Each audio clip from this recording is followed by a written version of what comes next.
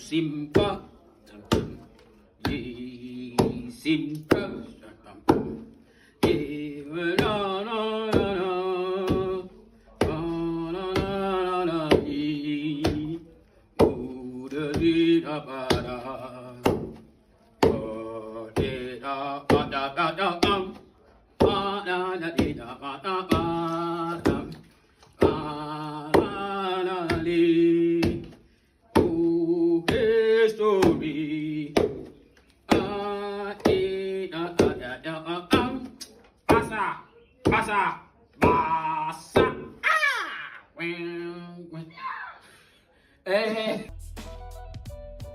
Yo la famille, je vous souhaite la bienvenue sur ma chaîne, Briche FCB. On se retrouve maintenant pour le débrief Barça-Villarreal, 5-1 les gars. Une autre masterclass de Hansi Flick. Le Flickball les gars, ça va devenir une expression. J'ai l'impression que ça va devenir une expression sur cette chaîne. Tant que Flick est là, le Flickball en action. 5 buts qu'on a mis à Villarreal. Dans un match qui, malgré le résultat final, est beaucoup plus versatile et beaucoup plus dans les deux sens qu'il n'en a l'air. 5-1, mais c'était un très beau match, les gars. Comme je l'avais prédit, c'est un match qui aura sans aucun doute plu aux supporters neutres. Un beau match de foot, il y a eu beaucoup d'actions. Villarreal qui aurait pu en mettre plus. Il y a eu des arrêts de Ter Stegen, des arrêts de Peña, des buts refusés pour hors-jeu. Ça allait vraiment à 1000 à l'heure dans les deux sens. Barcelone qui joue un très beau football. Villarreal qui est capable de jouer en transition et en possession. En transition, ils étaient vraiment électriques. C'était nice à voir, honnêtement, même si on supporte le Barça. On va commencer, comme d'habitude, les gars, par les points négatifs pour se les mettre de côté parce qu'il n'y en a pas beaucoup, encore une fois. Et je vais accorder toute cette vidéo aux points positifs. Les seuls points négatifs de cette partie, les gars, c'est vraiment d'abord la blessure de Ter Stegen. Ça a l'air très grave.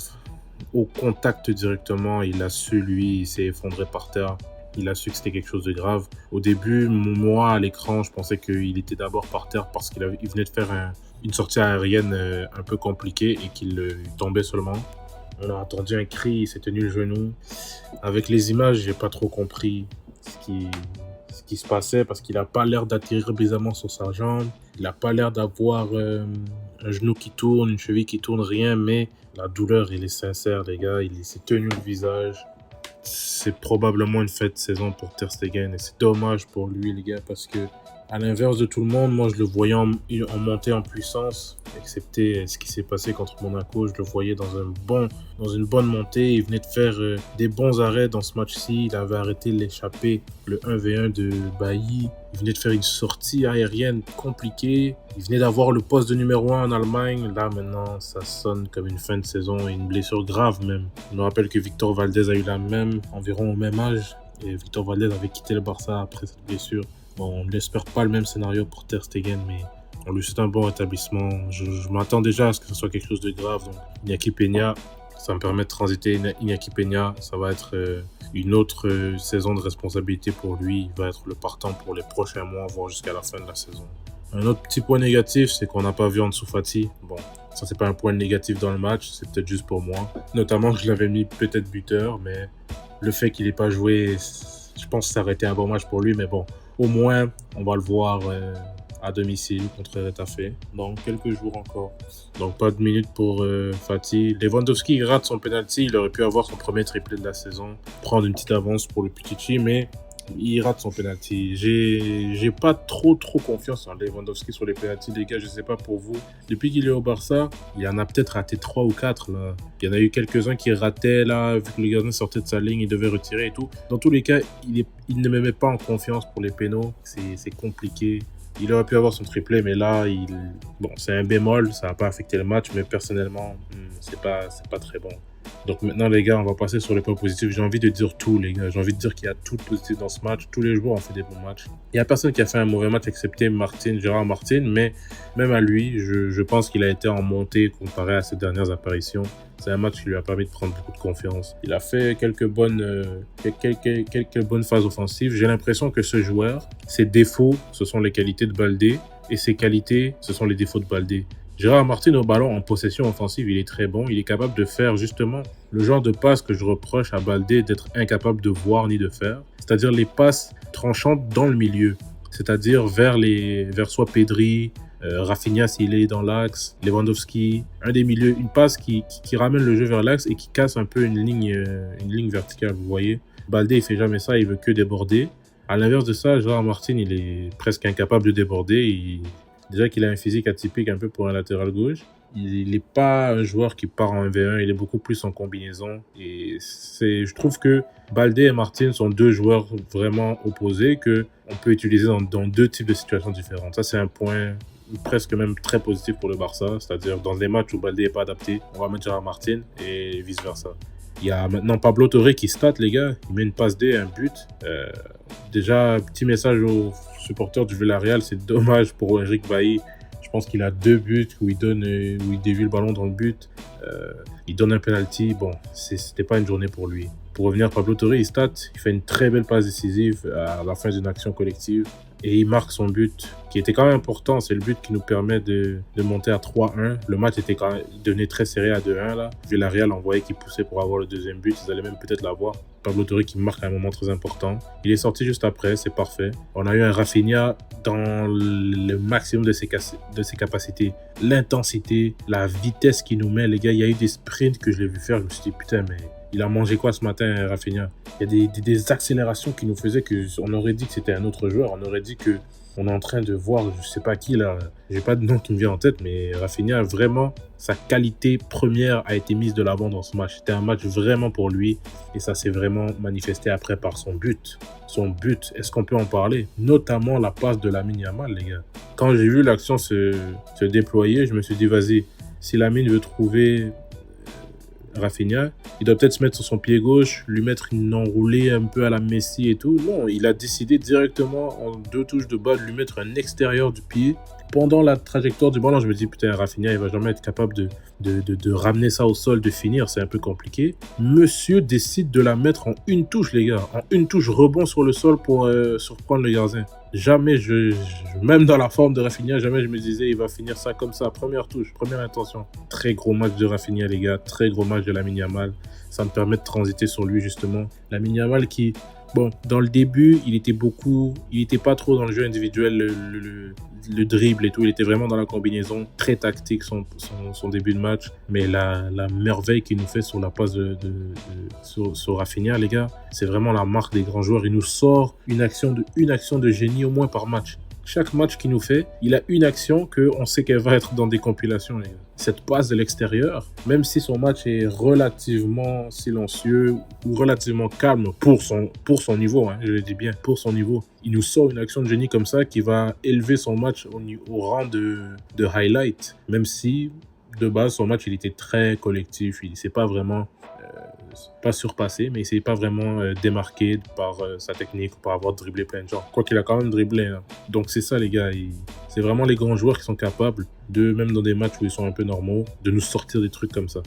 On a Lewandowski sur un doublé, les deux buts très importants, les 2 premiers qui nous permettent d'aller à 2-0. Non, ils nous permettent d'aller à 2-1. Lewandowski, son premier but, c'est du pure course d'attaquant dans le dos de la défense croisée. Finition premier poteau, il se pose pas de questions, tu détruis les filets, tu la mets au fond. Le deuxième but aussi, les gars, c'est vraiment le 9. L'expérience ne ment pas, ça ne part pas avec l'âge. Même s'il peut se faire mal en faisant un geste comme ça et tout, la vista est là, le réflexe est là. Dès qu'il est dans la zone, il cherche à marquer. Déviation d'Eric Garcia, arrêt un peu du gardien, lui il est là, boum, retourné un peu bizarre dans le but. C'est ça qu'on a besoin de lui. Il est là, il nous met ce qu'on a besoin de voir dans les situations, les demi-occasions, but. Et c'est ce qu'on veut de Lewandowski. Très bon match. Juste pour ça, les gars, pour sa prestation à Lewandowski, on va parler un peu de lui sans ballon. Pour toute sa prestation qui était très bonne, il était très bon en remise, il perdait pas des trucs, il était aligné avec les courses. Il a peut-être raté quelques passes, mais c'est pas grave. Pour toute cette prestation, on peut oublier le penalty raté. Sauf que le penalty, bon, ça va toujours rester un petit bémol. C'est pas grave. Maintenant, je vais personnellement demander pardon à Eric Garcia. Il nous a sorti un match de 6 aujourd'hui. En tout cas, balle au pied. Il n'a pas eu temps à défendre en tant que 6. Quoi qu'il a gratté quelques ballons, il nous a fait quelques bonnes récupérations de balles en tant que 6 pour casser certaines actions, bloquer des lignes de passe, intercepter et tout. Mais balle au pied, je suis très agréablement surpris de son niveau. Ce milieu Garcia, Casado, Pedri est très complémentaire à mes yeux. il se trouve sur le terrain Eric Garcia qui est très bon en première touche, qui est quand même capable de se retourner. On l'a vu perdre une balle une fois, ce qui rappelle un peu mes commentaires dans la vidéo de Monaco, que Eric Garcia il est pas capable un peu de voir où il est dos au jeu. Ça, c'est un peu dû à sa formation de défenseur central. Il est habitué de toujours être face au jeu. C'est une petite qualité qu'il n'a pas encore, mais autrement ça, il est très bon dans sa prise de balle, dans sa touche vers l'avant, sa prise de décision, sa réaction en une touche. Ça, c'est excellent. Eric Garcia, très bon match. Le milieu au complet, les gars, très bon match. Et pardon d'avoir dit Casado, Garcia, Pedri, parce que le milieu titulaire, c'était Garcia, Pedri, Pablo Torre. Ça, c'était un très bon milieu aussi, mais j'ai encore plus aimé quand on a vu Casado entrer sur le terrain, les gars. Casado, c'est une machine de guerre qui est alliée avec technique. Je le vois un peu comme un Gavi. J'ai hâte de voir Gavi et Casado jouer ensemble. C'est deux joueurs qui respirent le même football, la même grinta, la même énergie, amour du club. Casado qui est le joueur qui peut aller tacler de la tête, même si on ne l'a pas vu faire, contrairement à Gavi qui l'a littéralement fait. Casado est le genre de joueur qui peut aller tacler de la tête, mettre son corps dans des situations qui vont peut-être le blesser, tant que c'est pour défendre les intérêts du Barça, les gars. Même si Gavi a plus de technique pure que lui, j'ai très hâte de voir ces deux gars-là jouer ensemble. De très très très bons joueurs. Pour finir, j'ai vu un autre très bon match de Koundé. Lui, à tous les matchs, on n'a rien à dire. Offensivement, il s'améliore. Là, je l'ai vu beaucoup faire des courses intérieures pour libérer l'espace, pour libérer l'aile à Lamine Yamal. Il venait jouer un peu presque comme un milieu de terrain, presque des fois même comme un attaquant droit. C'était très intéressant ce que j'ai vu faire. Sa distribution est très bonne. Il y a eu des actions où il cherchait Lewandowski en centre. Son première intention, c'était très propre. Très très très bon match de Jules Koundé. Et Inigo Martinez qui a l'expérience derrière, qui est un peu le patron de cette défense. J'aime beaucoup son début de saison. Il a joué avec Dominguez aujourd'hui. Dominguez qui a été assez bon, un peu silencieux. Son marquage sur le but du Villarreal est un peu douteux, mais bon, c'est l'expérience, il est très jeune. Autrement que ça, il a fait un bon match, mais c'est vraiment Inigo Martinez, le patron de cette défense. À la relance, il est bon. Au physique, il est bon. À l'interception, il est bon. À la défense pure, il est bon. C'est un bon joueur. Il nous sauve un peu dans cette situation du Barça. Si on n'avait pas ce joueur en ce moment, on serait dans une très grosse sauce. Il faut le saluer pour ça. Merci pour les services. C'est très, très, très solide, Inigo Martinez en ce moment. Bon, maintenant, les remplacements. On a vu Pau Victor rentrer Hector Ford. Pau Victor qui a fait sa passe décisive. Son match était un peu en montée aussi. C'est un joueur qui a besoin de prendre du temps de jeu, des minutes. Petit à petit, on va le voir. Hector Ford, même chose. Il ne s'est pas trop distingué, mais c'est un joueur qui prend du temps, des minutes. Il faut qu'il s'installe un peu à son couloir droit parce qu'on l'a seulement beaucoup vu à gauche. J'ai hâte de voir son évolution. Mais c'est ça, les gars. En gros, une très bonne victoire. On garde notre avance sur le Real Madrid. On s'avance un peu plus du Villarreal. C'est leur première défaite, les gars. On prend l'avance. On est en confiance. Notre moyenne de but doit être élevée en ce moment. On en a mis 5 au Villarreal. Vous allez comprendre la valeur de ce match quand vous allez voir les matchs Villarreal, Real Madrid, Villarreal, Atlético. Que c'est pas n'importe qui qu'on vient de rouler comme ça, les gars. C'est une très très bonne victoire. On s'est très bien relevé du match contre Girona. On s'est très bien relevé du match contre Monaco. Il n'y a pas de séquelles, il n'y a pas de traumatisme. C'est parfait, les gars. Je vous souhaite vraiment une bonne soirée. Merci à tous qui ont vu cette vidéo. Suivez-moi sur les réseaux sociaux, les gars. Je suis actif sur Twitter. Vous pouvez m'écrire sur Instagram. On discute Barça. C'est toujours ça l'objectif, les gars. Je vous dis à très vite pour la suite de l'actu Barça. Il y a des matchs qui vont s'en venir très vite. On reste en train de jouer à chaque 3 jours. Il y a des vidéos qui vont venir. Restez à l'affût, les gars. Et comme on le sait tous. Visca el Barça!